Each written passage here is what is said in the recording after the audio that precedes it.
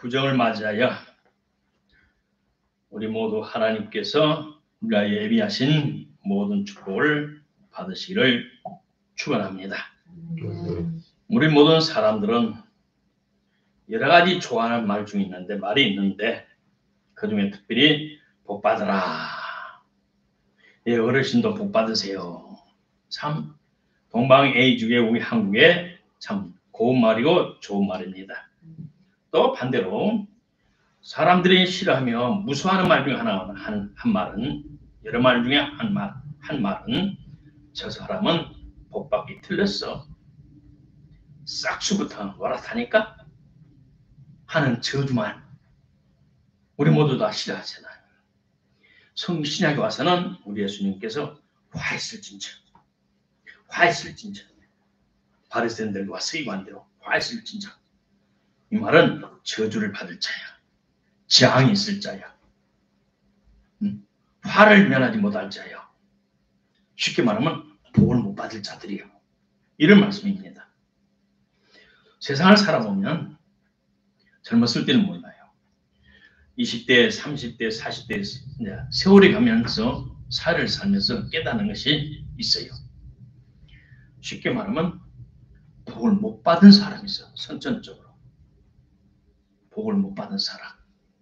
또 어떤 사람은 노력하는 대로 그냥 아둥바둥 그냥 살아간 사람이 있어요. 어떤 사람들은 뒤로 넘어져도 잘 되고 앞으로 넘어져도 잘 되고 복 있는 사람이 있어요. 아무리 힘쓰고 노력해도 세상적인 말로 운이 따르지 않는 사람, 복이 그 사람을 피해가는 사람이 있어요. 오랜 정말 감옥 동안에 갑자기 소나비가 확 쏟아져요. 그리고 온 사방천지에 장대비가 툭툭 쏟아지는데 저주받은 사람, 복받지 않는 사람은 그 피가 그 밭과 논을 건너뛰어서 딴 데로 가요. 그런 일이 있어요, 실제로. 천지 만물을 창조하신 우리 하나님께서 다른 모든 만물은 말씀으로 태양아, 달아, 또 하늘에 날아가는 새, 바닷속의 고기, 물속의 고기, 육지에 달려다니는 코끼리, 사자 정도는 말씀하니 하나님의 생각하고 말씀하니 그 생각도 다 되어졌어요. 그러나 하나님께서 사랑하는 자식 아담은 친히 손으로 빚으셔서 정성을 들여서 하나님께 빚어서 자기 모양과 형상대로 빚어서 하나님 자신의 영을 넣어서 살아는 영을 가진 육신을 입고 있는 사람을 창조하셨어요.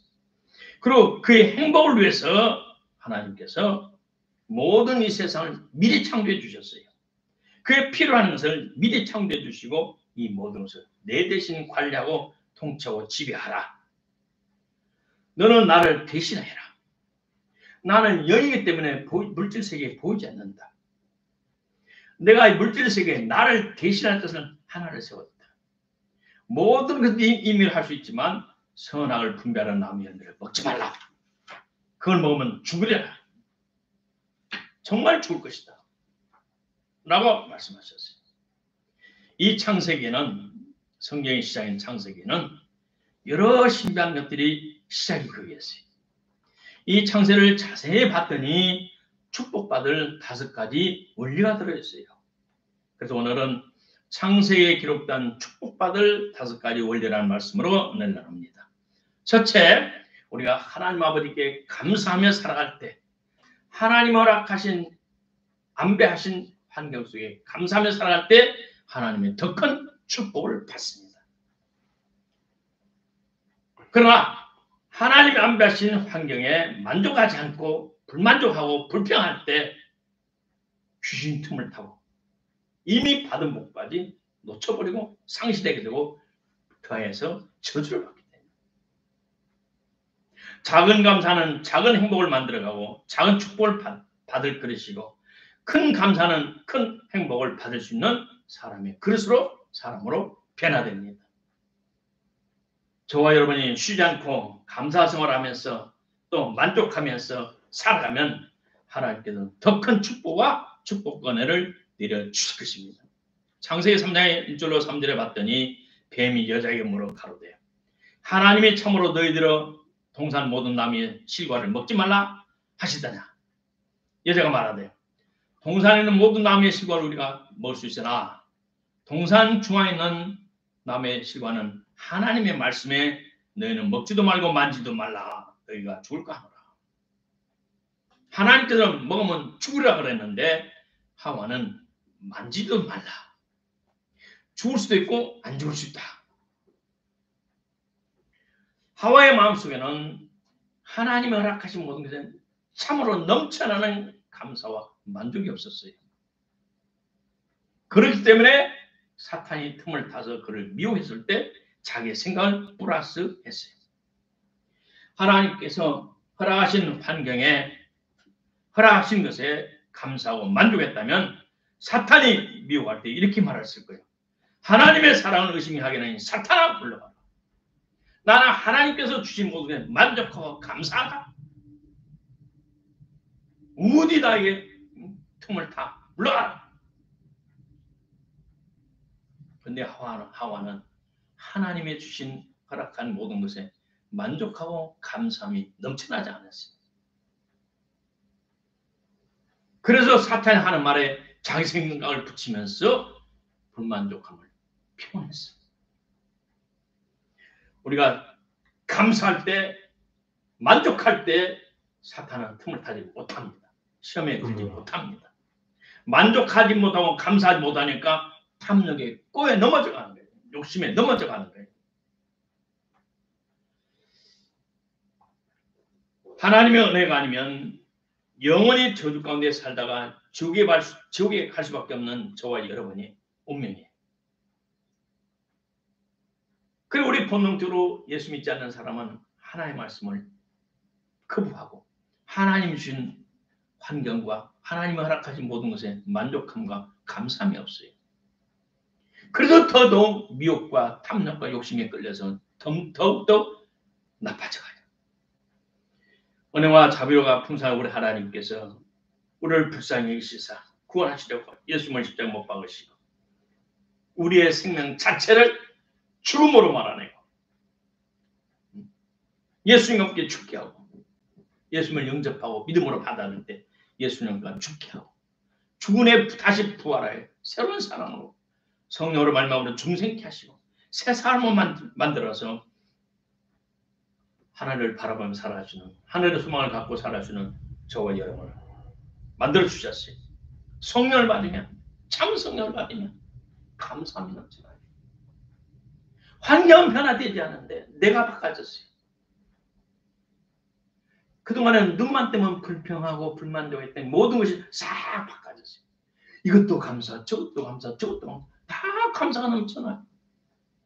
성령을 받으면 감사가 넘쳐나요. 그리고 만족하게 돼요. 성령 받으면 방언도 여러 가지 많이 하지만 가장 큰 심령의 변화는 만족과 감사함. 그리고 하나님의 말씀을 따라 살겠다는 새로운 결심이 나타나요. 그래서 시편 기자는 시편 107에 말하기를 사람이 어둠과 죽음의 끈을 안고 괴로움과 고통에 매이고 운명의 사탄에게 매여서 내 마음대로 살지 못한 것은 하나님 말씀을 거역하고 하나님의 뜻을 멸시함이라고 그렇게 알려주고 있어요. 둘째로 형제를 미워할 때 반드시 축복이 사라져요. 형제를 미워할 때 축복을 받지 못합니다. 이 형제의 범위에는 혈육의 형제도 포함되지만 영의 형제가 더 우선시합니다. 아담 하와가 에덴을 쫓겨나서 이제는 밖에 나와 살 때 육신의 법칙에 따라 그들은 큰아들과 둘째 아들을 낳았어요. 큰아들은 가인은 부친의 가르침을 거부하고 자신의 생각대로 하나님께 제사를 드렸어요. 하나님께 드린 제사는 어린 양이 아니고 농산물이었어요. 그래서 하나님께서 그걸 받지 않았어요. 그러나 동생은 아버지의 가르침대로 아버지가 한 대로 양을 잡아 하나님께 드렸더니 하나님께서 아버지의 제사를 받으신 것처럼 하나님은 그 제사를 받으셨어요. 자기 제사는 받지 않고 아벨의 제사를 받은 것을 볼 때 가인이 자기의 실수와 허물을 깨닫지 않고 동생을 미워했어요. 시기했어요. 그것이 또 분노가 되었어요. 그리고 창세기 4장 6절에 여호와께서 가인에게 이르시되 네가 분하여 함은 무엇이냐? 왜 동생이 순종하여 하나님께 제사를 드리는 하나님 연락하심으로 너는 왜 화를 내느냐? 책망하셨어요. 분노와 미움은 살인의 동기가 될 수 있어요. 동생을 미워하고 시기 질투와 분노할 때 사탄이 틈타서 그 동생을 돌로 쳐 죽이고 말았어요. 오늘 우리들의 마음속에 남이 잘 되는 일은 축복이 안 돼요. 하나님 그런 일을 축복합니다. 제가 잘 되는 내가 행복합니다. 하나님 저도 기억해 주세요. 저도 축복해 주세요. 우리나라의 못된 속담 중에 하나가 사촌이 노는 산에 배가 아프다. 참이 못된 말이에요.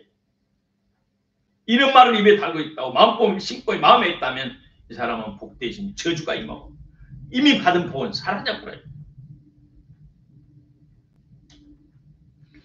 오늘 하나님의 부름을 받은 성직가 된 성직자인 형제를 미워하거나 돕지 않고 방치하거나 멸시할 때 축복이 오지 않습니다.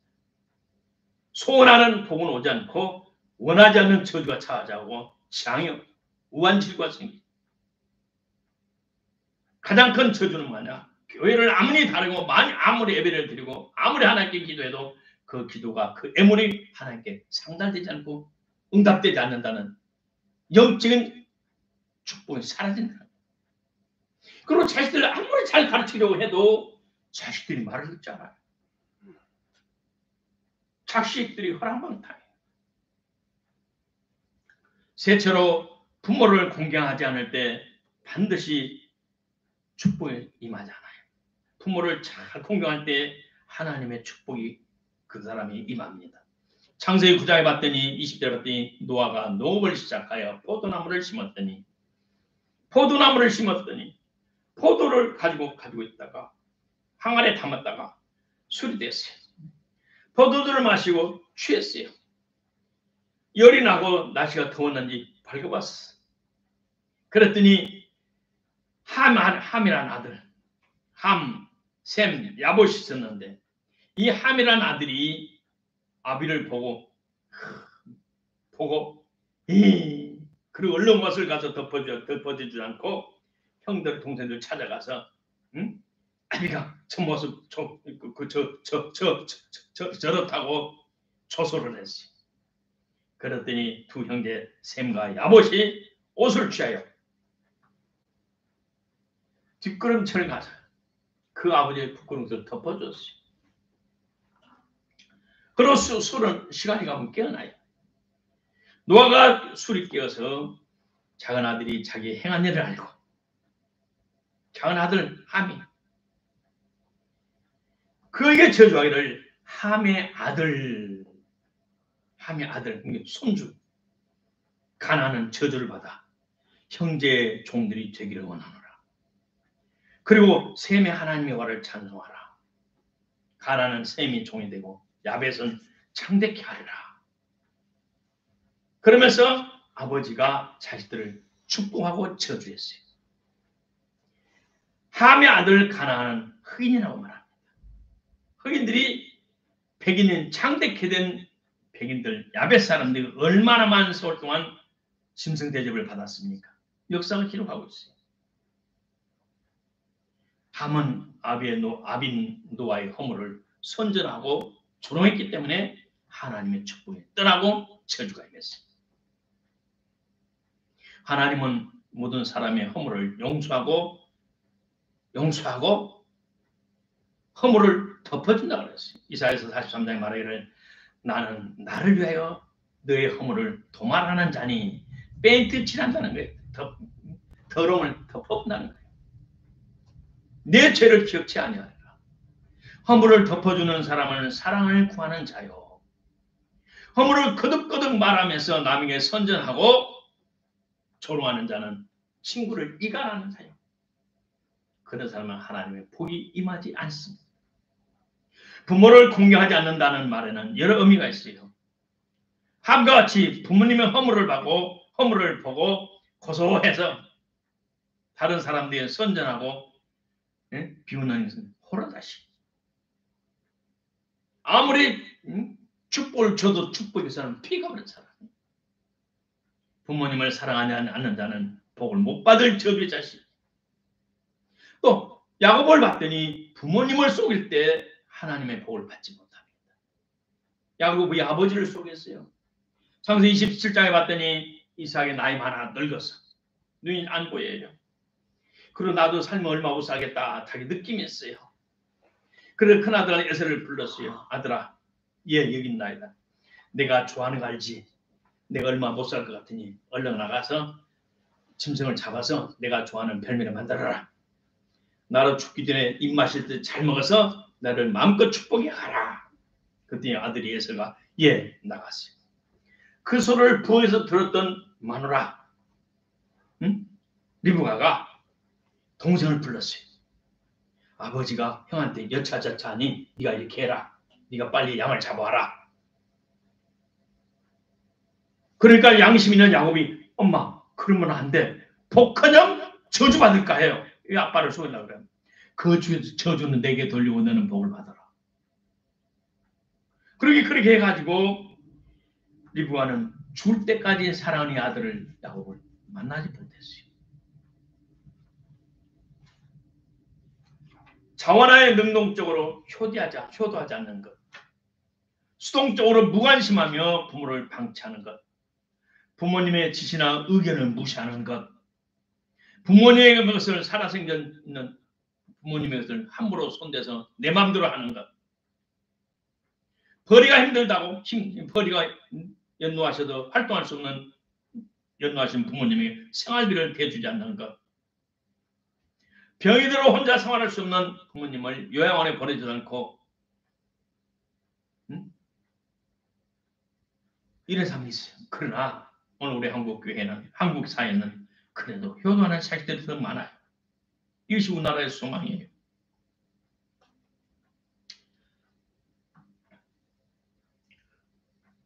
부모를 효도치 않냐고 열심히 살아가면 그 일이 하나님의 복이 맞지 아니에요. 하나님은 이렇게 성경에 분명히 말했고 역사적으로 우리가 듣고 보고 경험했어요. 그럼 우리는 열심히 부모님을 잘 섬겨야 돼요. 넷째로 하나님의 선민 이스라엘을 축복할 때 우리가 복을 받아요. 창세기 12장의 1절로 보니까 하나님께서 아브라함을 불렀어요. 그리고 내가 너로 큰 민족을 이루게 하고 복을 주겠다. 세상 모든 사람들이 너를 인하여 복을 받을 것이다. 너를 축복한 데 내가 복을 내리고 너를 저주한 내가 저주하겠다. 땅의 모든 족속이 너를 인하여 복을 받을 것이다. 라고 하나님 말씀하셨어요. 과거의 영국은 해가 지지 않는 대제국이었어요. 그러나 오늘날 영국은 겨우 7만 톤급의 항공모함 한 척을 운영할 수 없을 정도로 돈이 없어서 국민이 쇠퇴해버린 늙은 호랑이가 되고 말았어요. 이빨 빠진 호랑이가 되고 사자가 되고 말았어요. 과거 빅토리아 여왕은 매일 성경을 보면서 대영 제국을 지휘했고 에드워스 8세 때 적극적으로 이스라엘의 독립을 도와줬어요. 그때가 영국이 최고의 잘 나갈 때였어요. 그러나 엘리자베스 중방비 이후부터 이스라엘을 멀리하고 적대시 시작할 때부터 영국의 국력은 쇠퇴하기 시작했고 무슬림을 많이 받아들여서 지금은 무슬림의 나라가 되다시피 해버리고 말았어요. 관악구 종로구 우리 구에마다 무슬림 법원이 있어요. 그래서 이 중동 사람은 죄를 지면 영국 법원의 밥을 재판을 받지 않고 자기들이 법원에서 법. 우리 중부에 있는 차이나타운식으로 그는 무슬림 타운이 너무 커가지고 영국 법이 통치할 수 없을 정도 되어버렸어요. 그래서 지금 영국은 이빨에 다 빠진 늙은 사자가 되고 말았어요. 그래서 1970년도부터 수많은 교회당이 팔려나가기 시작했고 댄스홀로 팔아들고 카페로 팔아들고 창고로 팔아들고 술 보관장으로 팔아들고 이제는 4분의 3 이상이 기독교 박물관으로 변화보러 말았습니다. 왜냐? 하나님의 눈인 이스라엘을 적대시했기 때문에 나는 벌써 30몇 년 전에 하나님께서 새벽에 기도하는데 이스라엘을 축복하라. 하나님 책임나게 말씀하셨어요. 예? 이스라엘을 축복하라. 그러면 너를 더 축복하리라. 그래서 늘고 들고 다니는 중국 성경의 뒤에다가 뿌리들을 해서 딱 붙여놨어요. 기도 제목 10 가운데 제일 앞에가 이스라엘 축복하라. 지금도 그 성경이 가지고 있어요. 이스라엘 축복하라. 그래서 또 교회 광부에서 온 교회에서 이스라엘을 축복하기 시작했어요. 이와 같이 오늘 성경에 기록된 대로 하나님의 선민 이스라엘 인도 유대인들을 축복할 때 하나님을 축복해 주셔요. 그들을 통해서 구세주가 오셨고 그들을 통해서 성경이 왔고 그들을 통해서 지금까지 복음이 전도됐기 때문에 오늘 하나님의 말씀 따라 그들을 축복할 때 우리가 축복을 받습니다. 다섯째로 합법적인 권위자에게 순종할 때 복을 받습니다. 하나님께서는 사회 모든 조직에 권위자를 세우셨어요. 또 이 권위자들에게 축복과 저주할 권세를 주셨어요. 이 권위자들은 하나님을 대신하여 축복할 수도 있고 저주할 수도 있고 그리고 말을 하면 그 사람들에게 축복과 저주가 실제로 임합니다. 하나님께서 우리에게 주시는 합법적인 권위가 몇 가지가 있어요. 교회 성직자들에게 특별한 권위가 있어요. 눈에 안 보이는 하나님께서 눈에 보이는 물질 세계를 다스릴 때 자신을 대신하는 성직자들 부르고 택하시고 그들에게 기름을 부으시고 축복과 저주의 권세를 주셨어요. 그래서 성직자들의 특별한 사랑과 은혜를 받고 축복을 받으면 그 사람들은 복을 받아요. 그러나 잘못하여 그들에게 만일 저주를 받으면 진짜 저주가 임해요.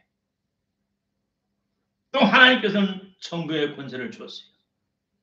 정부에 하나님을 대신하여 세상을 지배하는 이 정치가들의 권세를 주었어요. 그래서 왕이나 어떤 대통령 이 사람들은 하나님이 대리하는 사자로서 축복과 저주의 권세가 있어요. 그들이 합법적인 정부의 권세를 가질 때 우리가 순종하고 그들을 존경해야 돼요. 그러나 불법적인 정부에는 우리가 반항해야 되고 그들을 끌어내려서 정상적인 합법적인 권세자를 다시 세워야 돼요. 오늘 우리가 지금 당면하고 있는 현실의 문제예요. 또 직장 상사의 권위가 있고 학교 교사의 권위가 있어요. 아랫사람은 윗사람의 권위에 순종하여 복을 받아요. 기관장들은 그 아랫사람들의 승진을 책임을 지고 나는 공무원 생활 안 해서 몰랐지만 내 사촌 형님 같은 사람이 옛날에 고운 군수를 하셨어요. 그 내가 가까이 봤더니 지켜봤더니 진짜 그렇더라고. 또 가정에서의 권위가 있어요. 남편 곧 가장에 축복하고 저주할 때 축복과 저주가 자식들이 있네요. 오해하지 마세요. 성경은 말합니다. 아내는 남편의 권위에 순종해야 되고 자식은 부모님의 권위에 순종해야 복을 받아요. 부엌에서 아버지의 말을 들을 때 리브가가 아버지를 남편을 속이고 야곱을 편하기 때문에 남편을 속였어요. 그리고 자기 스스로 말을 했어요. 저주 나에게 돌리고 너는 복을 받더라. 진짜 저주가 자기했어요. 또 아버지를 속였던 이 야곱은 삼촌에게 가서 10번도 더 속임을 당해요. 10번도 더 속임을 당해요. 결혼할 때부터 예쁘고 마음에 든 동생을 먼저 달라고 그랬더니 언니부터 주고 언니가 먼저 가야지 어째 동생부터 주느냐. 그래서 결혼 초부터 첫날 밤부터 속임을 당했고 또 이제는 창세기 31장에 봤더니 이제는 고향으로 돌아가라 하나님께서 그러셨어요. 31장 3절에 13절에도 두 번째 하나님께서 네 출소한 고향으로 돌아가라. 그래 이제 고향으로 돌아올 때 이제는 야곱이 처자식들 데리고 고향을 들고 짐승들을 데리고 올 때 이 라헬이 사랑하는 아내가 아버지 신을 드라비 있는 신을 그냥 훔쳐왔어요. 야곱은 몰랐어요. 그리고 며칠 후에 그 삼촌이 와서 보니까 딸과 손주들이 싹 사위가 도망가 버렸거든. 그래 말을 타고 며칠만 일주일이 쫓아왔어. 그를 만나가지고는 화가 나고 잡아주려고 그러는데 길에 차는데 하나님이 현몽하사 꿈에다 아무 말 하지 마라. 그냥 그대로 돌려 가도록 고향 가도록 놔둬라.